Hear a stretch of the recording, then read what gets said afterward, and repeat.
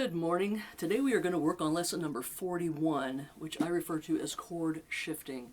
Now we've been sort of accumulating all these great skills, and from time to time we need to go back and review the basics behind them, and that's kind of what I have in mind for us today on lesson number 41.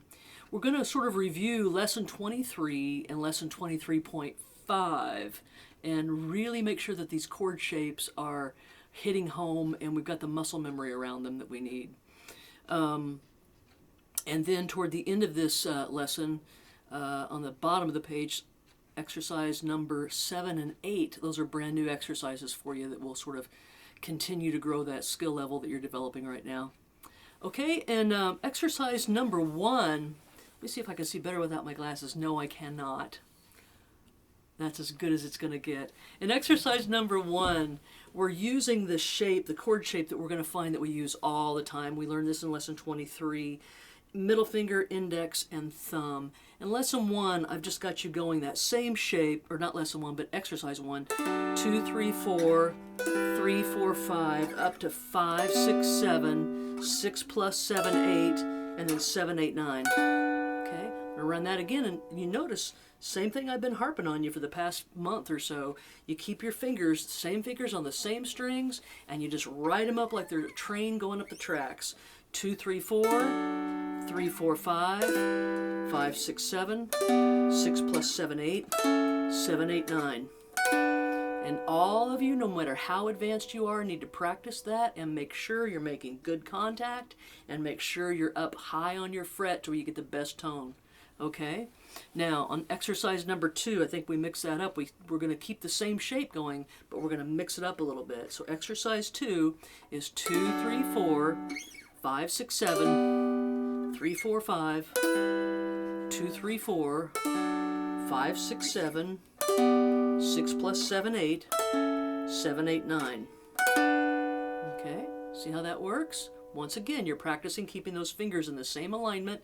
You're practicing getting good pressure on your frets. Okay? Now you'll notice that I'm up on my fingertips and I'm pressing down on the fretboard. I'm not across my fretboard and kind of pressing down across them. I'm up on those fingertips, applying up, easy for me to say, applying good steady pressure in a downward motion. So I get that sound and not this sound. Okay? And I'm also up on what I refer to as the high side of the fret. Just a constant reminder, you want to always fret, instead of way down here on your fret, you want to fret up as high as you possibly can. That's going to be the easiest place to get nice tone, and it's just a better tone overall, okay? Now, there are always going to be times when we have to sacrifice fret position. If we've got a bunch of stuff going on up here, we might not be able to reach where we need to, and just keep that in mind. There's always going to be exceptions to these things. Okay, on exercise number 3, we're practicing that shape that some people refer to as an L shape. It always reminds me of a chess move that the horse makes. You go 2 forward and 1 across, that kind of thing. So we're at 2, 2, and 4. I'm using my middle finger, my ring finger, and my thumb. And we're going to keep that shape once again. Just ride it up the train tracks. 3, 3, 5, 4, 4, 6 plus, 5, 5, 7. Good down pressure, all right? Now, exercise number 4, it's the same thing, but we're moving that around a little bit. 2, 2, 4, 5, 5, 7, 4, 4, 6 plus, back to 2, 2, 4, 3, 3, 5.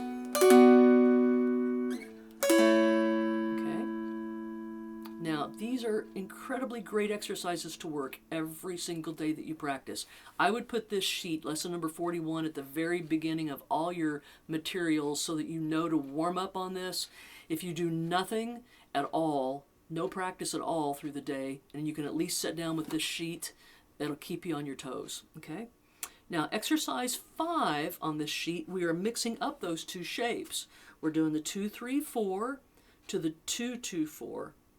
3, 3, 5 to the 3, 4, 5.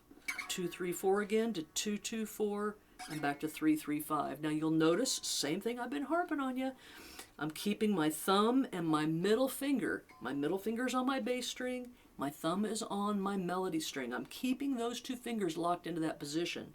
When I want that diagonal shape, I'm using my index finger, 2, 3, 4. When I want the 2, 2, 4 shape, my index goes out, middle finger, my ring finger is taking that middle string 2, and my thumb is still right there, okay? So you've got the slant with your ring finger out. You've got the little L shape or the horse move on the chessboard with my pointer finger out. Also remember that I make exaggerated moves just to show you on the videos so you can see a little bit better. But you don't ever want to go, woo, that finger way out there, and then woo. That's way too much energy. You always want to keep your fingers as close as you can to the fretboard so that they're ready to grab something else. So the reality of what that would look like, that's my 2, 3, 4. If I shift to 2, 2, 4, it's just going to look like that. But you can barely see my fingers move between those two shapes, right? Okay. It would be hard for you guys to see that on the video if I was that subtle like I normally would play. That gets the point across a lot better. Okay, so exercise 5. Let's do that together. 1, 2, 3, 4. 2, 2, 4. 3, 3, 5. 3, 4, 5. 2, 3, 4. 2, 2, 4. And up to 3, 3, 5. All right, and once again, you need to practice these over and over again. If you're having trouble getting from, say, 2, 3, 4 to 2, 2, 4 like that, you want to practice that as slowly as you possibly can and let that muscle memory lock in. And I'm going to go back a little bit. Let's go back all the way up to exercise number 2 again because I want to drive this point home. 2, 3, 4 to 5, 6, 7. Okay? If you're having trouble sliding between those two chord shapes, or not chord shapes, but chords, you need to practice that back and forth. And you need to do it slowly so that your fingers behave exactly the way you want them to behave every time you repeat that process. If you repeat that process fast and sloppy like this, you're training your fingers to go through all that crazy commotion every time they move from chord to chord. So go as slowly as you need to develop that muscle memory, okay? All right, exercise number 6, we're doing arpeggios. Arpeggio is just a fancy word for playing a chord one string at a time or one note at a time. The neat thing about this exercise is you're going to practice holding your chord shape down long enough to strum it and then also get nice tone out of each one of those individual strings. It'll tell you if you do this and then you hear this, you know you got to put a little more pressure on that ring finger, okay? So this is an exercise that's going to show off anything that needs to be worked on. Okay, here's exercise number 6. 1, 2, 3, 4. 1, 2, 3, 4. 1, 2, 3, 4. Nice strums. Big sweeping strums when you play them. Sometimes I strum toward myself, sometimes I strum away. I'm kind of weird like that.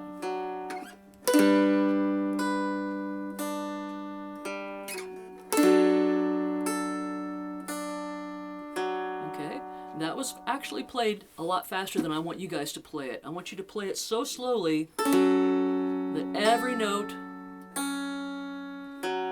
gets heard and counted, okay? All right.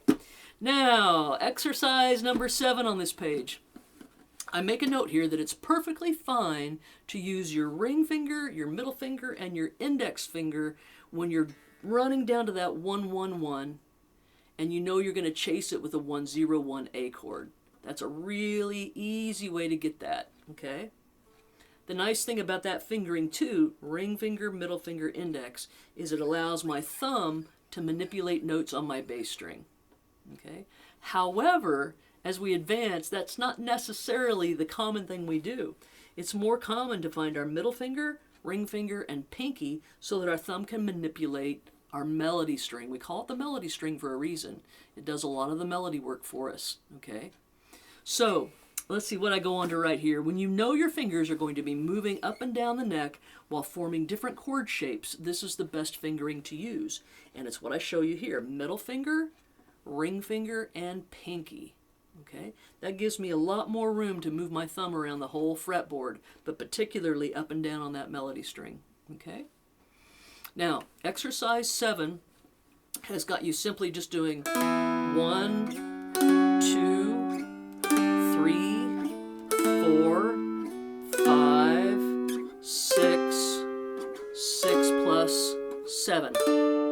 And you can modify that exercise and slow it down and hit each note just like we did on the arpeggios on exercise 6 if you want. Get a nice tone.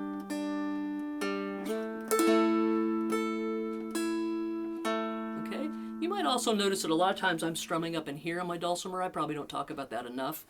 All dulcimers have a scoop down here, and that's to suggest that that's where you're supposed to play. But all dulcimers have a different sweet spot. If I play down here, I get sort of a bright sound. I have a tendency to play down there if I'm playing real fast arpeggios. But when I'm just strumming fluid strums, I'm usually up in here on my fretboard because I get a nicer tone. Listen to the difference.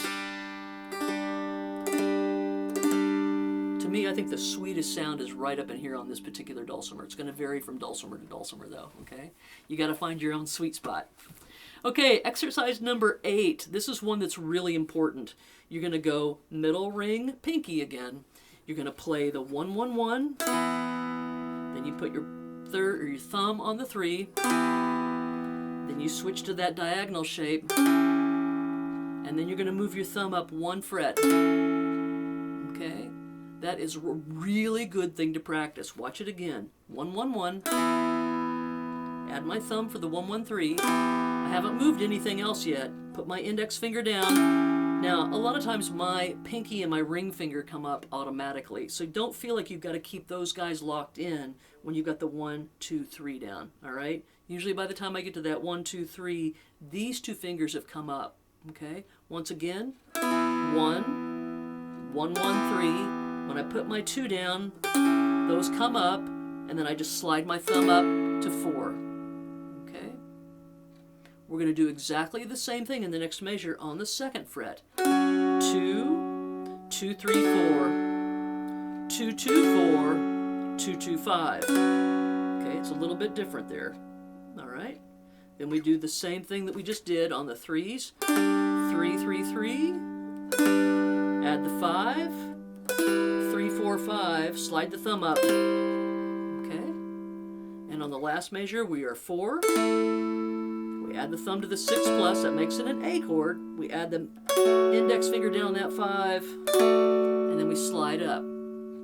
Okay? I'm going to turn the metronome on, and we're going to do this exercise together. And again, I'm probably going to do it faster then you are ready to do it, but you need to slow it down and use your metronomes at a slower speed. See, randomly I have this set at 84. Let's keep it there, and let's go every other tick, so it will sound like this.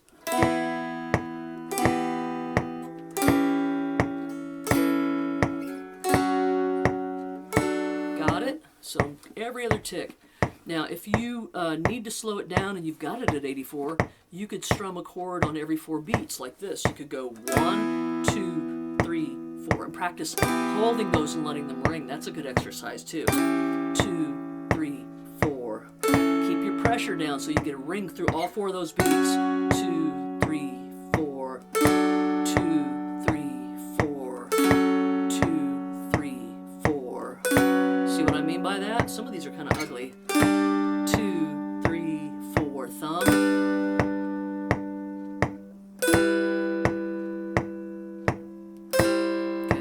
Letting those ring through all 4 of those beats, that's a good way to practice it too. All right, let's go back to every other tick with a chord change though. So it'll sound like this. 1. Okay. Exercise 8. Here we go. 1, 2, 3, 4.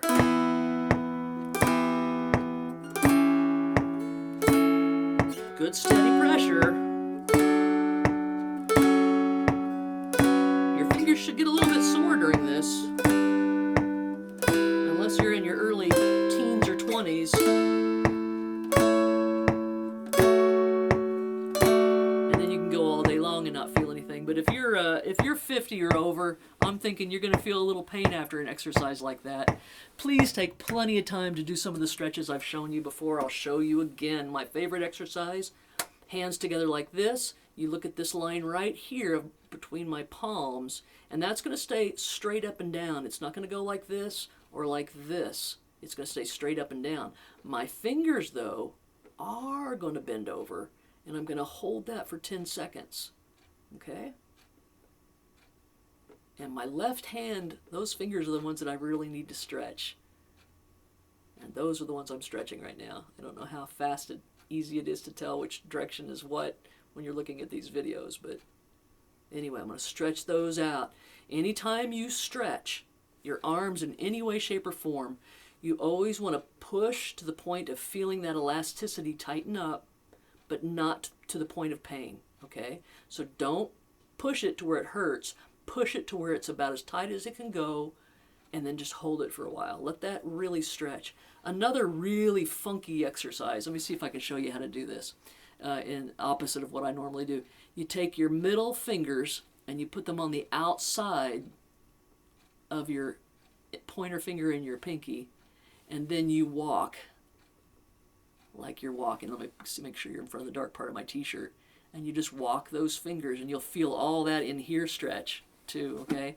But you can look up plenty of finger stretching exercises. Just make sure you're doing them when you're doing work like this, because it'll really help keep those fingers limber and ready for a longer practice.